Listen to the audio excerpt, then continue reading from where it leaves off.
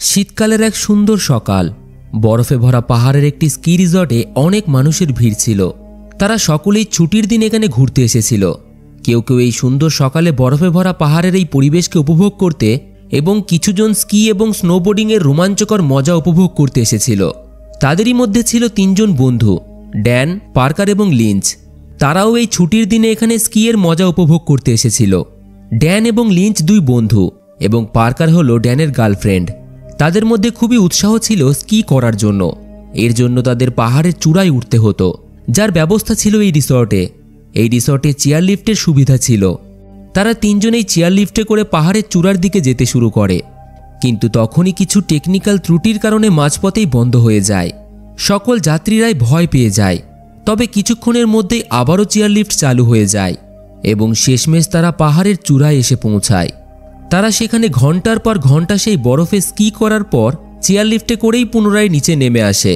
দিন গড়িয়ে সন্ধ্যা নেমে আসে। তারা রাতের খাবারটা একটি রেস্টুরেন্টে করে। এরপর সিদ্ধান্ত নেয় পুনরায় তারা স্কি করতে ওই পাহাড়ের চূড়ায় যাবে। এটাই তারা পরিকল্পনা করে এসেছিল। পুরো সপ্তাহের পর এই ছুটির দিনটা তারা এখানেই ভালোভাবে উপভোগ করবে।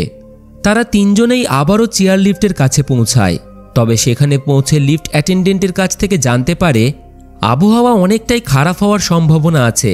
এই কারণে আজকের জন্য চেয়ার লিফট বন্ধ থাকবে। কথাটি শুনে তারা কোনো রকমেই খুশি হয় না, কারণ সপ্তাহের এই দিনটার জন্যই তারা এতদিন অপেক্ষা করেছিল। যার ফলে লিফট অ্যাটেন্ডেন্টকে অনেকবার রিকোয়েস্ট করে তারা এবং খুব তাড়াতাড়ি ফিরে আসার কথাও দেয়। যার ফলে অবশেষে তাদেরকে একবারের জন্য যেতে দেওয়া হয়। চেয়ার লিফট তাদেরকে নিয়ে পাহাড়ের চূড়ার দিকে এগোতে থাকে। সেই সময় রিফকিন নামে একজন রিসর্টের স্টাফ লিফট অ্যাটেন্ডেন্টকে এসে জানায় সে আগের সপ্তাহে রিসর্টের মালিকের কাছে ছুটির যে আর্জি করেছিল সেটা ক্যান্সেল হয়ে গেছে। লিফট অ্যাটেন্ডেন্ট চিন্তিত হয়ে লিফটের দায়িত্ব রিফকিনকে দিয়ে চলে যায় এবং বলে যায় তিনজন উপরে গেছে। তাদের আসার সাথে সাথেই সে যেন লিফট বন্ধ করে দেয়। ঠিক কিছুক্ষণ পর তিনজন ছেলে পাহাড় থেকে স্কি করে নিচে নেমে আসে। রিফকিনের মনে হয় লিফট অ্যাটেন্ডেন্ট হয়তো এদের কথাই বলেছিল। এই ভুল বুঝে সে চেয়ার লিফট বন্ধ করে দেয়। সকল স্টাফ বাড়ি চলে যায়। তবে অন্যদিকে তারা তিনজন এই সব কিছু থেকে অজানা সেই চেয়ার লিফটেই আটকে পড়ে। তারা মনে করে হয়তো সকালের মতোই কিছু ত্রুটি হয়েছে, কিছুক্ষণের মধ্যেই ঠিক হয়ে যাবে। এই আশায় তারা একে অপরের সাথে নানান কথার মাধ্যমে সময় কাটাতে শুরু করে। কিন্তু আর কতক্ষণ, ধীরে ধীরে ঠান্ডা প্রচণ্ড বাড়তে শুরু করে। চারিদিকে সকল লাইট বন্ধ হয়ে যায়। তারা এবার গল্প ভুলে চিন্তায় পড়ে যায়। চিৎকার করে ডাকতে শুরু করে, কেন লিফট বন্ধ করা হলো? কেউ কি আছে নিচে? কিন্তু তাদের কথা শোনার মতো নিচে কেউই ছিল না। এই কঠিন পরিস্থিতিতে পার্কার ভয়ে কান্না শুরু করে দেয়। তবে ড্যান তাকে শান্ত থাকতে বলে। এইভাবে তাদেরকে ছেড়ে স্টাফেরা চলে যেতে পারে না। কেউ না কেউ তাদেরকে সাহায্য করার জন্য আসবেই। আবারও বেশ কয়েকবার চিৎকার করে সাহায্য চায়, নিচে কি কেউ আছেন? কিন্তু আসলেই তো নিচে তাদের কথা শোনার মতো কেউই ছিল না। তাদের চিন্তা এবার ভয়ে পরিণত হয়, কারণ এই রিসর্টটি শুধুমাত্র শুক্রবার এবং রবিবারই খোলা থাকে। এর মানে যদি তাদের বাঁচানোর জন্য এখানে কেউ না আসে তাহলে পুরো সপ্তাহই তারা এখানেই ফেঁসে যাবে। এটা ভেবেই তাদের হাত পা কাঁপতে শুরু করে দেয় এবং সাথে সাথেই সেখানকার ঠান্ডা এতটাই বাড়তে শুরু করে রাতটা কাটানোও তাদের কাছে মুশকিল হয়ে পড়ে। তখন লিঞ্চ তাদেরকে জানায় হয়তো তারা একটু বেশিই চিন্তাভাবনা করছে। কিছুক্ষণের মধ্যেই তাদেরকে উদ্ধার করার জন্য কেউ তো আসবেই। কিন্তু কেউই আসে না। আকাশে কালো মেঘে ভরে যাওয়াতেই সাথে সাথেই প্রচণ্ড বরফ পড়া শুরু হয়। এই কঠিন ঠান্ডায় তাদের শরীর জমতে শুরু করে। তারা আবারও সাহায্যের জন্য চিৎকার করে, তবে তাতে কোনো কাজই হয় না। বরফের ছোট ছোট কণা কাঁটার মতো গায়ে ভুগতে থাকে। ধীরে ধীরে ঠান্ডা তাদেরকে কাবু করে দেয়। কোনো মতে গায়ে পড়ে থাকা পোশাক দিয়ে তারা একেবারে গুটিসুটি হয়ে কারোর সাহায্যের অপেক্ষায় থাকে।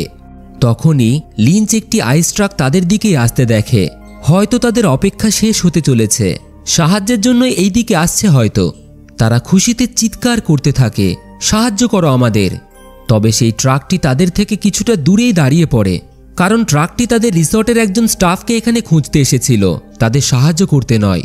তখনই ওয়াকিটকিতে সেই ব্যক্তিকে জানানো হয় তাদের আগেই সেই স্টাফ বাড়ি ফিরে গেছে। তাকেও খুব তাড়াতাড়ি ট্রাক নিয়ে ফিরে যাওয়ার আদেশ দেওয়া হয়, যাতে সে আবহাওয়া খারাপ হওয়ার আগেই বাড়ি ফিরতে পারে। ট্রাক ড্রাইভার আর দেরি না করে গাড়িটিকে ফিরিয়ে নিয়ে যেতে শুরু করলেই তাকে দেখে তিনজনেই খুবই খারাপভাবে ভয় পেয়ে যায় আর চিৎকার করে সাহায্য চাইতে শুরু করে। আমরা উপরে আছি, আমাদের উদ্ধার করো। তবে অত্যাধিক জোরালো হাওয়া এবং সমতল ভূমি থেকে অনেকটা উপরে থাকার কারণে ট্রাক ড্রাইভার তাদেরকে দেখতে পায় না। তারা তাদের স্কি এবং হেলমেট তার দৃষ্টি আকর্ষণ করার জন্য নিচে ছুঁড়ে মারে। তবে গাড়িটিকে ওই ড্রাইভার পিছন দিকে করার কারণে তার নজর পিছন দিকেই ছিল। কিছুক্ষণের মধ্যেই চলে যায়। এখান থেকে বেঁচে ফেরার একমাত্র সুযোগও তাদের হাতছাড়া হয়ে যায়। হতাশ হয়ে বসে থাকা ছাড়া তাদের কাছে আর কোনো উপায় থাকে না। লিফট অ্যাটেন্ডেন্টের সামান্য অসচেতনতার কারণে এখন তারা প্রত্যেকেই মৃত্যুর মুখে দাঁড়িয়ে আছে। যতই রাত বাড়তে থাকে, প্রচণ্ড ঠান্ডায় সার্ভাইভ করা তাদের কাছে মুশকিল হয়ে পড়ে।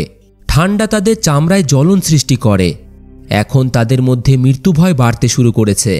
মস্তিষ্ক শান্ত করার জন্য পকেট থেকে সিগারেট বার করতে গেলেই পার্কারের একটি গ্লাভস নিচে পড়ে যায়। তখনই ড্যান লক্ষ্য করে পার্কারের চামড়া অত্যাধিক ঠান্ডায় অন্যরকম হয়ে যাচ্ছে, যেটাকে আইস বাইট বলা হয়। এটা দেখে ড্যানের পুরোপুরি বিশ্বাস হয়ে যায় তাদেরকে উদ্ধার করার জন্য সেখানে কেউই আসবে না, আর এক সপ্তাহ পর্যন্ত এই ঠান্ডায় বেঁচে থাকা একেবারেই অসম্ভব। সে এক কঠিন সিদ্ধান্ত নেয়, লিফট থেকে নিচে লাফ দিয়ে রিসর্টে কারোর কাছ থেকে সাহায্য চাইবে। তবে এই কাজ খুবই ঝুঁকিপূর্ণ ছিল, এতে সে গুরুতর আহত হতে পারত। লিঞ্চ এবং পার্কার তাকে সকাল পর্যন্ত অপেক্ষা করার পরামর্শ দেয়, তা না হলে অন্য কোনো উপায় তারা বার করবে। এখান থেকে লাফ দিলে তার মৃত্যুও হতে পারে। কিন্তু ড্যান তাদের কথা না মেনে আর কিছু না ভেবেই লাফ দেয়, এবং যেটা তারা ভেবেছিল সেটাই হয়। তার দুটি পা খুবই খারাপভাবে ভেঙে যায় এবং পায়ের হাড় মাংসপেশি ছিঁড়ে বাইরে বেরিয়ে আসে। আসলে ড্যান ভেবেছিল হয়তো বরফের মোটা পরক সেখানে রয়েছে, লাফ দিলে খুব একটা ক্ষতি তার হবে না, কিন্তু মোটেও নয়। সেখানে বরফের খুবই পাতলা এবং তার নিচে পাথর ছিল। প্রচণ্ড যন্ত্রণায় তার চিৎকার চারিদিকে ছড়িয়ে পড়ে। পার্কার এবং লিঞ্চ চাইলেও তাকে সাহায্য করতে পারত না। তার এই যন্ত্রণা দেখা ছাড়া তাদের কোনো উপায়ও ছিল না। ভাঙা পা নিয়ে ড্যান একেবারেই নড়াচড়া করতে পারছিল না। পার্কার তার গলা থেকে স্কার্ফটিকে ড্যানের দিকে ছুঁড়ে মারে, যাতে কিছুক্ষণের জন্য তার রক্তটা সে আটকাতে পারে, কিন্তু দুর্ভাগ্যবশত হাওয়ায় সেটিকে একটি গাছের উপর নিয়ে গিয়ে ফেলে। তার এই যন্ত্রণা তারা আর দেখতে পারছিল না। তখনই লিঞ্চ তাদের থেকে একটু দূরে চেয়ার লিফটের পোল দেখতে পায়। সে সিদ্ধান্ত নেয় চেয়ার লিফটের কেবিলে ঝুলতে ঝুলতে সেই পোল পর্যন্ত পৌঁছে নিচে নেমে ড্যানকে সাহায্য করবে। তবে সেই কেবিল প্রচণ্ড ধারালো হয়ে গেছিল, যার ফলে এটাও সম্ভব ছিল না। ঠিক সেই সময় কোনো এক প্রাণীর আওয়াজ তারা শুনতে পায়, যেটা ছিল বরফে ভরা পাহাড়ের হিংস্র নেকড়ের আওয়াজ। জঙ্গলের আশেপাশেই সে ঘুরে বেড়াচ্ছিল। নেকড়ের আওয়াজে ড্যান ভয়ে কাঁপতে শুরু করে এবং সাহায্যের জন্য চিৎকার করতে থাকে। এবার লিঞ্চ আর দেরি না করে ওই পোলের দিকে যাওয়ার চেষ্টা করে। তবে চেয়ার লিফটে বরফ জমার কারণে পা পিছলে উপর থেকে পড়ে যেতে যেতে সে বেঁচে যায়। এদিকে ড্যানের পা ঠান্ডার কারণে একেবারে অবশ হয়ে পড়েছে। পার্কার এবং লিঞ্চ বরফ সরিয়ে আবারও একবার চেষ্টা করে, কিন্তু তখনই ড্যান তার সামনে এক হিংস্র নেকড়েকে দেখতে পায়। সে তার উপর আক্রমণ করার জন্য তৈরি ছিল। তাকে দেখে ড্যান একেবারে শিউরে ওঠে। ঠিক সেই সময় পার্কার তার স্কিবোর্ডটি ওই নেকড়ের দিকে ছুঁড়ে মারতেই জঙ্গলে পালিয়ে যায়। এরপর লিঞ্চ একেবারেই সময় নষ্ট না করে কোনো রকম চেয়ার লিফটের তার ধরে ঝুলে সামনের দিকে এগোনোর চেষ্টা করে, কিন্তু তার সাহস হয়ে ওঠে না। নিচের দিকে তাকাতেই তাদের আত্মা পর্যন্ত কেঁপে ওঠে। একদল নেকড়ে ড্যানকে চারিদিক থেকে ঘিরে ধরেছে। লিঞ্চ পার্কারকে নিচের দিকে তাকাতে মানা করে। সেই হিংস্র নেকড়ে ড্যানকে জীবন্ত ছিঁড়ে ছিঁড়ে খেয়ে নেয়। অসহায় লিঞ্চ এবং পার্কারের এই নির্মম দৃশ্য দেখা ছাড়া কোনো উপায় তাদের কাছে আর ছিল না। ড্যানের এই নির্মম মৃত্যু তাদের দুইজনকেই ভিতর থেকে দুর্বল করে তোলে। চোখের সামনে প্রিয় মানুষকে তারা এইভাবে মরে যেতে দেখে, যার ফলে বাঁচার আশাটুকুও তারা হারিয়ে ফেলেছে। এইভাবে রাত কেটে সকাল হয়ে যায়, তবে কোনো রকম সাহায্য তারা পায় না। পরদিন সকালে পার্কারের ঘুম ভাঙতেই সে দেখে তার হাতটি ঠান্ডার কারণে লোহার রডের সাথে আটকে গেছে। হাতটিকে ছাড়ানোর চেষ্টা করতেই হাতের চামড়া খুবই যন্ত্রণাদায়কভাবে রডের সাথে আটকে ছিঁড়ে যায়। পার্কারের আর্তনাতে লিঞ্চের ঘুম ভাঙতেই সে দেখে পার্কারের মুখে চামড়া ঠান্ডার কারণে উঠতে শুরু করেছে। লিঞ্চ বুঝতে পারে তাদের হাল ছেড়ে দিলে হবে না। সে পার্কারকে সান্ত্বনা দেয়, কাল থেকে তারা এখানে আটকে রয়েছে। হয়তো তাদের কলেজের কোনো বন্ধু তাদের খোঁজ করছে। খোঁজ করতে করতে হয়তো তারা এখানে পৌঁছাতেও পারে। তবে পার্কার জানতো তারা যে এখানে সেটা কেউই জানে না, আর সেটা লিঞ্চও ভালোভাবে জানত। তবে তাদের একে অপরকে সান্ত্বনা দেওয়া ছাড়া আর কোনো উপায়ও তো আর ছিল না। সেখান থেকে উদ্ধার হওয়ার লিঞ্চ একটিমাত্র উপায় দেখতে পায়, যেটা হলো সেই কেবিলের দ্বারা চেয়ারলিফটের পোল ধরে নিচে নেমে সাহায্য ডাকা। কিন্তু সেই ধারালো কেবিল তাকে আহত করতে পারত। পার্কার লিঞ্চকে আরও কিছুক্ষণ অপেক্ষা করতে বলে, হয়তো কেউ তাদেরকে সাহায্য করার জন্য চলে আসবে। তার কথা শুনে দুইজনে আবারও অপেক্ষা করতে থাকে, কিন্তু এইভাবে সকাল থেকে দুপুর হয়ে যায়, কোনো রকম সাহায্য তারা পায় না, যার ফলে পার্কার এবার বেঁচে থাকার সকল আশা হারিয়ে ফেলে। এইভাবে এই চেয়ারলিফটে যন্ত্রণাদায়ক মৃত্যুর থেকে সে উপর থেকে লাফ দিয়ে ড্যানের মতো মরে যাওয়াটাই ঠিক বোঝে। তবে ড্যান তার নিজের প্রাণ দিয়েছে শুধুমাত্র তাদেরকে বাঁচানোর জন্য। এইভাবে তারা মরে যেতে পারে না, তাদেরকে চেষ্টা করতে হবে। এই ভেবে লিঞ্চ ওই কেবিল ধরে ধারালো তারের যন্ত্রণা সহ্য করেই কোনো রকমে পোল পর্যন্ত পৌঁছে যায়। ধারালো তার হাতের চামড়া ছিঁড়ে ফেলে, তবে সে হার মানে না। অবশেষে অনেক চেষ্টার পর পোলের মই ধরে নিচে নেমে আসে। পার্কারের মধ্যে আবারও বেঁচে থাকার আশা জেগে ওঠে, এবার হয়তো তারা বেঁচে যাবে। কিন্তু তখনই একটি হিংস্র নেকড়ে কোথা থেকে তার উপর আক্রমণ করে দেয়। কোনো রকমে সে স্কি স্টিক দিয়ে তাকে তাড়িয়ে দেয়। তবে সেই নেকড়ের দল আশেপাশেই ঘোরাফেরা করছিল। সে পার্কারকে জানায় খুব তাড়াতাড়ি তাকে সাহায্য করার জন্য এখানে ফিরে আসবে। এই বলে তার স্কি বোর্ড নিয়ে সে চলে যায়। হিংস্র নেকড়েগুলিও তার পিছু নেওয়া শুরু করে। এদিকে অসহায় পার্কার সাহায্যের আশায় চেয়ারলিফটেই বসে সময় কাটাতে থাকে। ঘন্টার পর ঘন্টা কেটে যায়, তবে তাকে সাহায্য করতে লিঞ্চ ফিরে আসে না। পার্কার আশা হারিয়ে ফেলে। পার্কার ভিতর ভিতর অনেকটাই ভেঙে পড়েছে। অত্যাধিক ঠান্ডা না খাওয়া তাকে একেবারেই দুর্বল করে তুলেছে। এইভাবে আরও একটি কঠিন রাত কেটে সকালের উদয় হয়। তবে না কেউ তাকে সাহায্য করতে আসে, না লিঞ্চ ফিরে আসে। পার্কার এবার কোনো মতে সেখান থেকে উদ্ধার হতে চাইছিল, তবে কোনো রকম পথ তার সামনে খোলা ছিল না। সকালে চারিদিকে নজর দিতেই সেখানে কোনো নেকড়ে আর নেই। এবার পার্কার সিদ্ধান্ত নেয় এখান থেকে লাফ দেওয়া ছাড়া তার কাছে আর কোনো বেঁচে ফেরার উপায় নেই।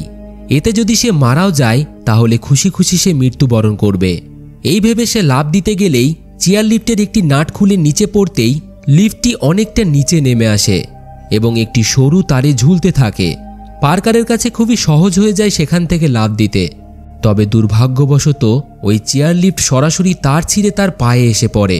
প্রচণ্ড যন্ত্রণায় চিৎকার করে ওঠে, তবে হার মানে না। সবকিছু সহ্য করে কোনো রকমে পাটিকে বার করে আহত অবস্থাতেই হাতের সাহায্যে ধীরে ধীরে পাহাড় থেকে নিচের দিকে নামতে থাকে। কিন্তু সে জানত না সামনেই তার জন্য এক ভয়ানক দৃশ্য অপেক্ষা করে আছে। সেই বরফের ঢালান দিয়ে কোনো রকমে নিচের দিকে নেমে আসতেই রক্তের দাগ সে দেখতে পায়। কিছুটা সামনের দিকে এগোতেই তার গায়ের রক্ত হিম হয়ে যায়। সেই নেকড়ের দল লিঞ্চের শরীরটিকে খণ্ড বিখণ্ড করে দিয়েছে এবং তার মাংস ছিঁড়ে ছিঁড়ে খাচ্ছে। তখনই একটি নেকড়ে আওয়াজ করে তার দিকে এগিয়ে আসে। পার্কারের মৃত্যু তার একেবারে সম্মুখে দাঁড়িয়েছিল, কিন্তু সৌভাগ্যবশত হিংস্র নেকড়েটি তার কোনো ক্ষতি না করেই চলে যায়। আসলে লিঞ্চ এবং ড্যানের মৃতদেহ খাওয়ার পর তাদের পেট ভরে গেছিল, এই কারণেই তারা পার্কারের উপর কোনো রকম আক্রমণ করে না।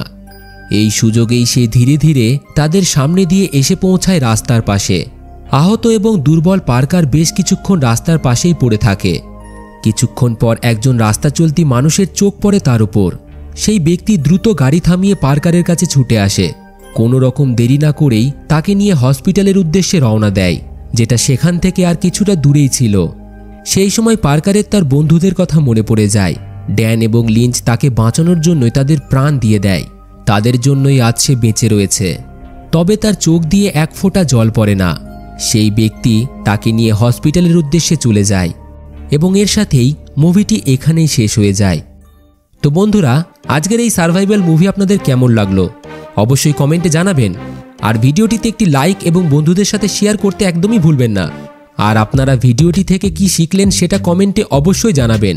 কোনো রকম প্রশ্ন থাকলে সেটাও করতে পারেন, আমি উত্তর দেওয়ার চেষ্টা করব। আর আমাদের এই চ্যানেলটিকে অবশ্যই সাবস্ক্রাইব করে রাখুন এই রকম অসাধারণ গল্প শোনার জন্য।